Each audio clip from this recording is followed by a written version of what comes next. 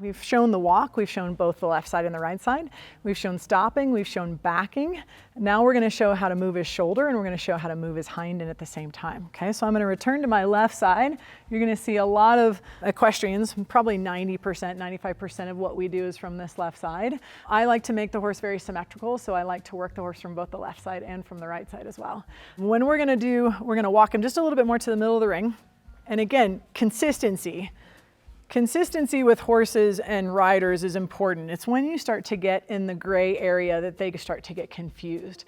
And so if I start changing my expectation or changing my communication, the horse is almost going to get a little bit frustrated with me because I'm not consistent. And so when I'm working my groundwork, it doesn't matter if I have a halter on or not, or if I have a bridle on or whatever I have on, I'm going to stay consistent in my communication and my groundwork, okay? We're going to work on moving the hind end first. And we've already talked about, squaring up your shoulders and having your intention facing the horse. Some horses have such a high sensory or high sensitivity to body language that if I turn like this, they would already start backing up because my intention is going right there, making the horse move away from me. Sammy, like I said, is about in the middle. He's not oversensitive and he's not undersensitive about what my intention is. Now, regardless of that, I'm still going to tell him with my mind and my body what I want him to do. So right now I want to move his hind end. So I'm going to spread out my rope to where I have my hand that's closest to him, holding the line. I'm going to adjust my rope because this is a little bit longer. All right, you can always make adjustments in your rope based on what you're doing and what body part you're moving of the horse. I'm going to look at his hip bone and I'm going to start walking towards his hip bone, and you're going to notice my spacing. I'm not going to get so close that he could reach out and kick or step on me. It's the same thing that you see me doing when I'm leading him. It's the same thing that you see me doing whenever I'm backing him. I'm keeping a safe distance and a presence about him that doesn't get in his space, because most horses aren't going to communicate and listen to you when you're this close.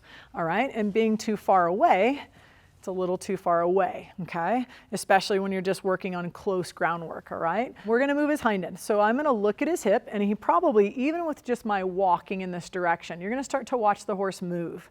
My body, my shoulders, my intention, my eyes are going right towards his hip. And so when I'm walking towards the horse, and he's moving his hind end away from me, okay? And so we're walking on somewhat of a small circle. Some people call this disengaging. We're disengaging the hind end. We're turning the hind end. We're crossing the hind legs over, okay?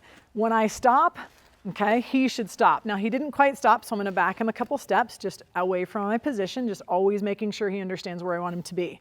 A way to make your horse go faster, depending on their sensitivity level, is I'm going to swing this rope now towards his hind end. And it might even tap him up on the hip, but what you're going to notice is he's going to go just a little bit faster, and he's going to turn and cross over just a little bit faster. My pace is a little faster. Now when I stop, he should stop. If he steps into me or stops on top of me, you guys continue to correct the horse. Do not allow that position or that encroachment of the horse's body into your space compromise your position. Okay, we're going to now switch over. So we're going to change hands. My hand that's always the closest to the horse is the hand that holds the rope that's the closest to the horse. The end of my rope is held by my outside hand. So now I'm looking at his hip. He already knows it's coming. He's already actually starting to move his body. So with my shoulders squaring up, I'm looking at his hip. You can tell I don't have a lot of pressure on the front rope that's holding the horse. Okay, there's a little bit of slack there. I'm not pulling the horse in my direction. I'm moving the horse away. I'm going to pick up my speed a little bit. Good boy. Okay, he's even moving without me having to tap him on the hip. When I ask him to stop, good boy, much better. Okay, so that time he stopped and he squared up. You've got a little bit of a lick and chew going on, and so what that means in horse language is that he's pretty comfortable. His head is low, he's licking and chewing, he's understanding the communication, what I'm asking him to do. Good boy. And I even got a little bit of a sigh out of Sammy, right? So we've moved the horse forward, we've moved the horse back from left side, from right side. We've moved the horse's hind end. And believe it or not, one of the tougher things to move on a horse is actually their shoulder. Okay, so when I'm going to go back to my left side, start on my left side. When I'm moving the horse's shoulder, this is the area that people struggle with the most in not letting the horse walk forward or walk backward. And so what you're going to see me do is I'm going to shorten up on my line that's holding the horse. I want a little more steering connection and direction with my hand that's holding the horse. Okay, my left hand is holding the horse. I'm looking at the part of the body that I want to move. I'm looking at his shoulder. And so now, just by looking at his shoulder and just by standing in this position, you've noticed Sammy has been pretty consistent. He doesn't move his body yet. It's when I start moving and when I start either using my rope to make the horse move that he actually starts moving. Okay, so I'm first going to push the horse a little with my hand closest to him in the direction he wants to go.